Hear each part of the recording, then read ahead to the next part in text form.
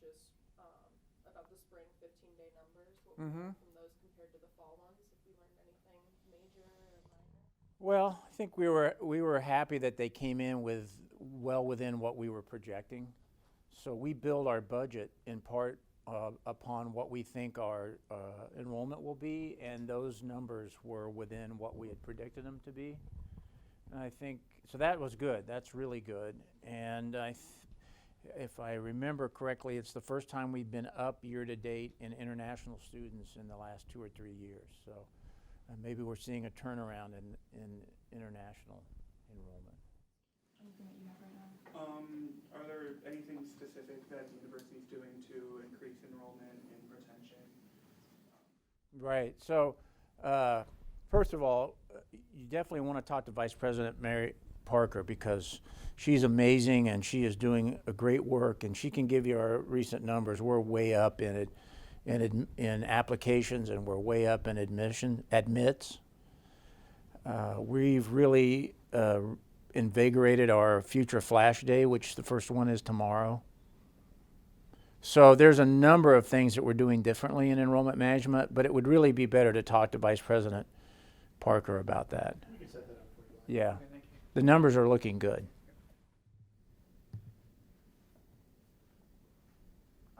So we know that Karen Clark was replaced. What led to that happening? Yeah, I think all I can say about that, typically we don't comment on personnel matters, is to say that we decided to go another direction and she's no longer with the university. Okay.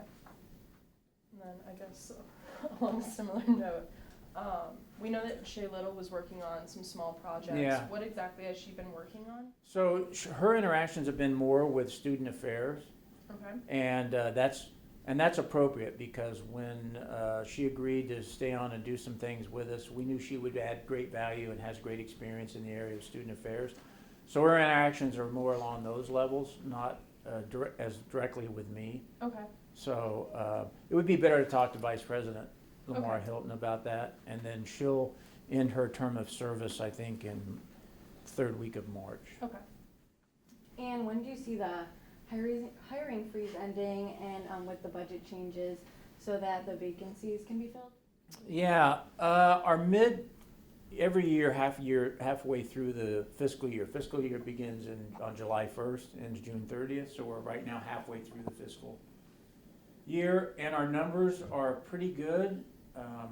We're balanced so far. We're up in some things more in revenue than we thought we would be. We're down in some expenses more than we're having more expenses in some areas than we thought. But right now we look like we're pretty even. So we'll have to then look at what our projected expenses are for fiscal year 21 and then decide. I don't know that we'll eliminate a hiring freeze yet. I can't say that. We're not on fire budgetarily, but I don't know that we'll have done enough to lift that restriction. I just don't know yet. I know our mid-year numbers came in pretty much where we hoped they would, both in terms of enrollment and in terms of our expenses versus revenues.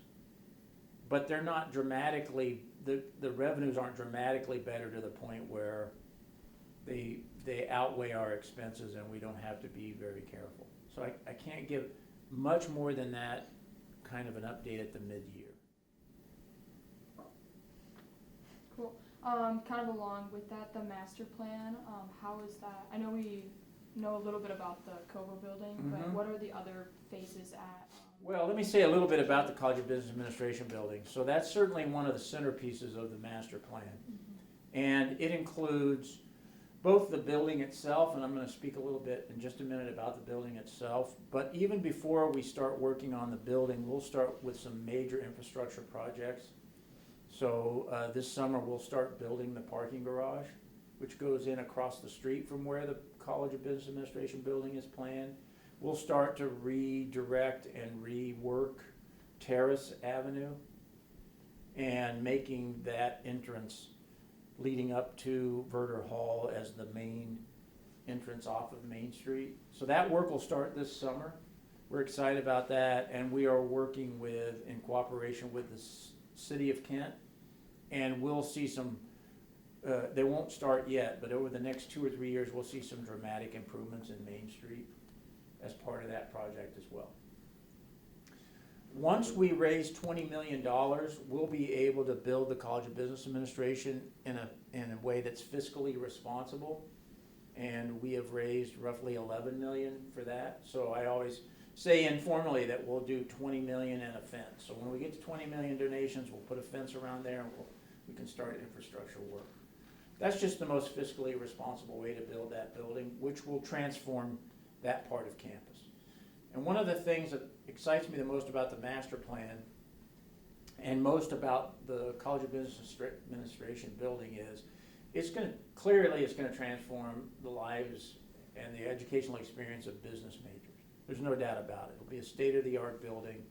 We'll be moving from what I think is one of the least functional buildings on campus, which is where the College of Business Administration is currently, to a building that's conducive to learning about and conducting business that replicates what you see in businesses today. We don't have that right now.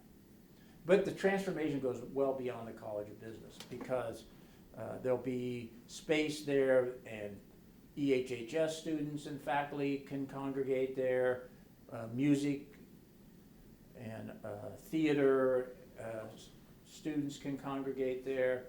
There'll be an atrium that holds up to 400 people for sit-down dinners. Other colleges can use that space as well. So one of the things I take pains to explain to all audiences is, as transformational as this building will be for the College of Business, it'll be transformational for the institution as a whole. So we're excited about that. Mm-hmm. And where's the fundraising for the parking garage at? So we're financing the parking garage internally, Okay. and that's why it's even more important to get the 20 million to help us finance the College of Business Administration building. So that is set to. Yeah, we'll start work on the parking garage this summer. Vice President Politico can weigh in more specifically to questions about the financing Yeah. of the parking garage. Wanna ask this one? And what else do you have planned, for the university and for the rest of this semester now that you kind of have a year under your belt? Yeah, well, we continue to do a couple of things. One thing that I continue to do is to meet people that are important for our success as an institution. So, for example, this morning at 8 a.m. I had an hour-long meeting with the mayor of Akron. We hadn't met, and we're doing a lot of things with it in Akron. We just did the LeBron James Family Foundation announcement. We have our academy with Firestone. So I continue to meet community leaders, business leaders, supporters, not just in Northeast Ohio, but nationwide. So I'm continuing to do that. Secondly, starting in the fall, and now we'll keep doing this in the spring, meeting with various student groups. I want to just do that on a regular basis. So I've met with undergraduate student government, I've met with graduate student government, I'm meeting soon with the leaders of those two groups. I've had several informal meetings, but I want to continue to schedule meetings with student groups so that I get to hear what the students are thinking and meet with them. So that's probably the second major thing that I'm engaged in right now. And then the third thing is really wrapping up the programming for May 4th. So we were really pleased to announce that programming, and Eric, I think it's tomorrow, we'll send out a press release about the May 2nd. It might be Monday, but Might very be Monday. soon. So soon we'll send out a press release about who's participating in the May 2nd concert to raise money for the scholarships in the School of Peace and Conflict Studies in name of the 4 slain students. So we're really excited about that too. But there's a lot of logistical work to do with that. We know that we'll have hundreds and hundreds of people on our campus at the concert and at Jane Fonda, and the Jane Fonda reservations sold out in less than 48 hours. Well, you think about it, that's about 5,000 at each of those events. So we'll have a lot of people on campus, a lot of planning. We're just engaged in a lot of planning. So continuing to meet people, continuing to meet with students on a regular fashion, and then May 4th. Do we have a commencement speaker yet? We do, we haven't announced it yet. Stay tuned.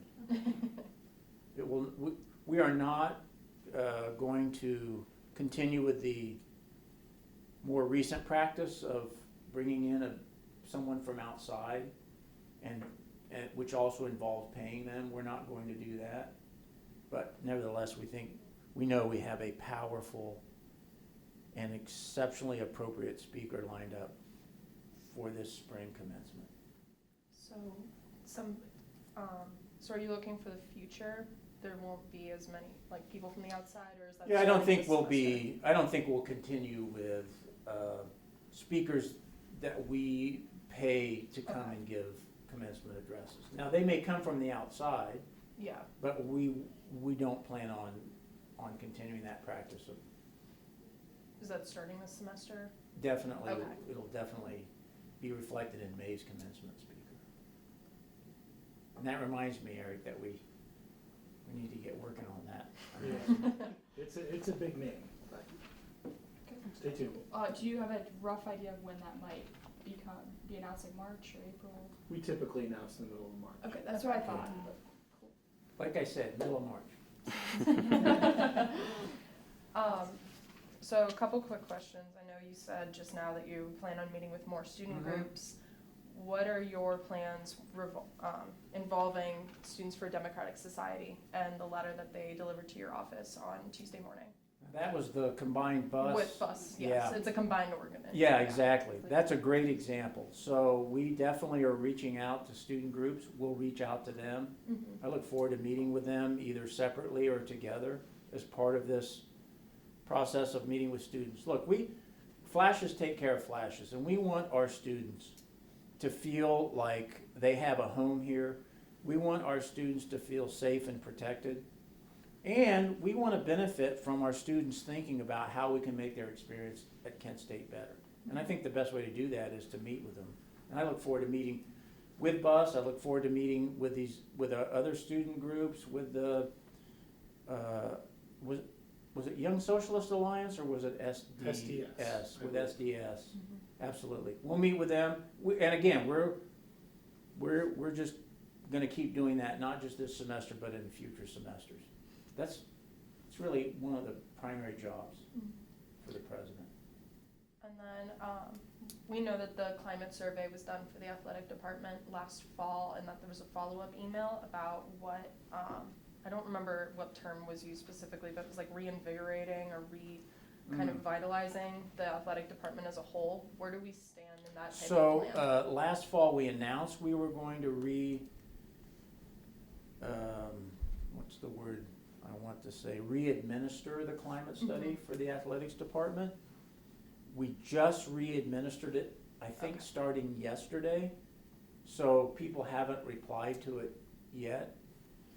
Those results will then be collected and analyzed, and they are part of this larger, already regularly scheduled before the field hockey incident, review of gender and athletics at Kent State. We committed to doing that review every 5 years. So that's a regularly scheduled review. Mhm. And the climate study is part of that. But my understanding is, and I talked to the athletics director 1 hour ago, it was re-administered yesterday. In other words, sent out yesterday and people are now replying.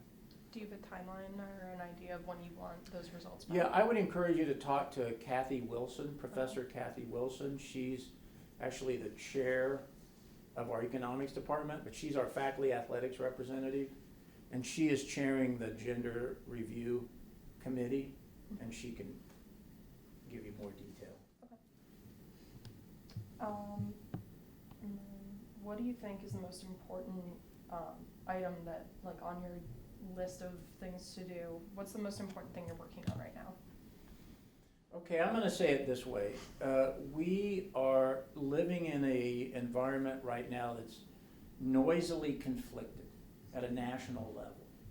So we're living at a moment where we see increasing polarization, increasing divisions, noisy standoffs between opposing groups. And I read an article this morning that there's been a noticeable uptick in white nationalist propaganda that makes its way onto college campuses. I have said several times, and I will continue to say, that Kent State University occupies a special place in America because we know the lessons of what happens when reason, conversation, and discourse breaks down and polarization takes over. And we saw that result in the death of 4 students and the wounding of 9 other students on May 4th, 1970. And so as we make our way up to the 50th observance of the shootings, we have a unique position in the United States to remind people that discourse that's a reasoned, non-polarized fashion is better in all of our interests. It's more in our interests than a violent, roiled, noisy alternative. So that would be one aspect of my job that I'm 100% committed to. And when I spoke to the Faculty Senate on Monday, that was one of the themes of my address. When I speak in April at a conference of the Association of Governing Boards, AGB, that's a national conference of boards of trustee members from universities, that'll be my message, the legacy and lessons of Kent State. I would say not just a singular opportunity, but we have a singular responsibility to share what we've learned, to help other people avoid the mistakes of the past. What are some of the things, excuse me, my gosh. What are some of the things you have planned for May 4th, I guess, when it comes to discourse? Because we've seen on some social channels already disagreements already coming to head. Yeah. About some stuff. So now I'm speaking as much as a historian as the president of Kent State. So the history of Kent State post 1970 and in 1970 is one of contestation. People disagree. And we have to have a certain level of comfort with that because people disagree about what happened. People disagree about what the legacies are. People disagree on what the event meant. And I remind people that we just have to have a certain level of comfort with that contestation because that's the history of May 4th. And then it'll be all of our jobs to help students, faculty, staff, the community members understand that we're committed to freedom of speech, and that's a constitutional right in the United States. And so my guess is there will be people in that weekend here that have differing views. And they may be noisily attached to their different views. But we've been working very hard in we call it our eventualities and concern planning. So we're really thinking through what we're gonna do to keep everybody safe. And at the same time that we honor the fact that there will be people likely on our campuses that have different opinions. But we wanna always lead with our core values as an institution, which is a commitment to the freedom of speech, combined with an institutional commitment to kindness and respect in all we do.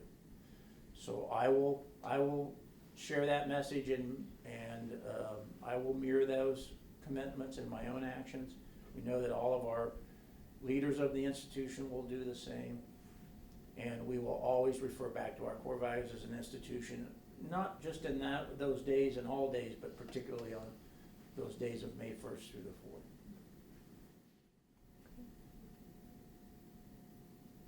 Anything, Wyatt? I was gonna say.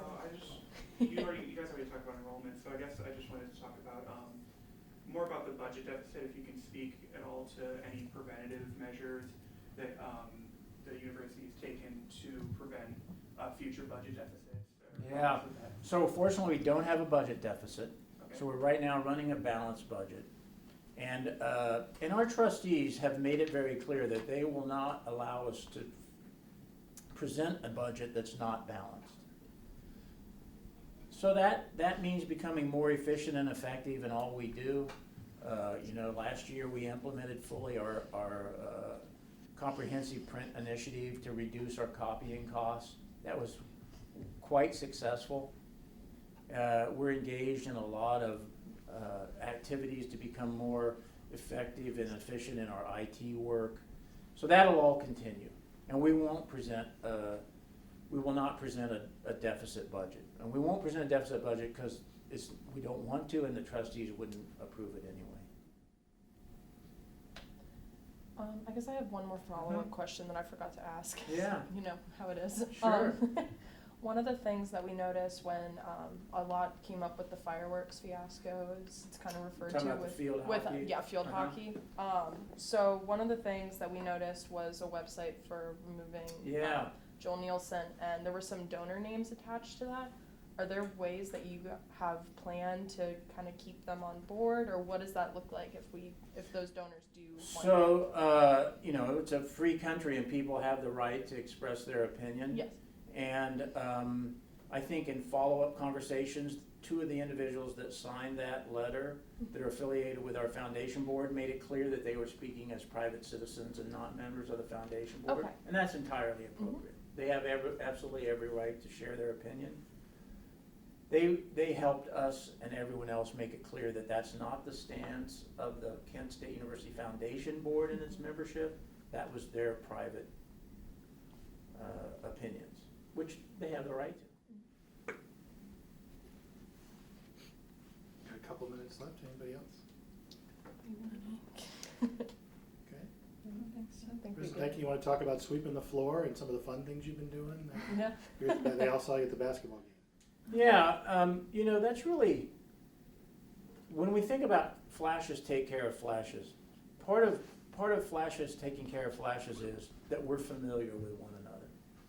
That I'm not, you know, I think this room here is a nice physical metaphor, if something like that even exists. I've never been in an institution where the president's office is two walls of floor-to-ceiling windows, and it looks out where most students walk, which I think is entirely appropriate. So, I mean, we're all engaged as leaders of the institution in efforts to make ourselves more familiar to students. Sweeping the floor was part of that. I think it's important for students to see that we're out there doing those things. Tomorrow at 9:20, I will be out at the Parda bus stop next to the Kiva, and I'm going to ride the Parda bus, and we'll hand out donuts and some other items of a school spirit nature, and you know, remind students that we're thinking of them, because it's, I think, going to be the coldest day of the year tomorrow, and you know, we want them to know that we think about that when they're out there riding those buses, and we want them to have a good experience. So it's part of a larger effort to make sure that everyone on our campus knows who we are and what we do. And it's fun as well. I mean, I enjoyed mopping the floor at the Akron game because I got to see the game from a completely different angle, because I got to sit right in front of our band, and I'm a huge fan of and supporter of the Marching Golden Flashes, although that's Flasher Brass, big fan of them. So that was fun. Also, I'm a pretty nervous watcher of basketball, but when you have to mop, you kind of think about your job and not get so nervous. So I was the least nervous I've ever been in a game against Akron. So it's all part of this familiarization.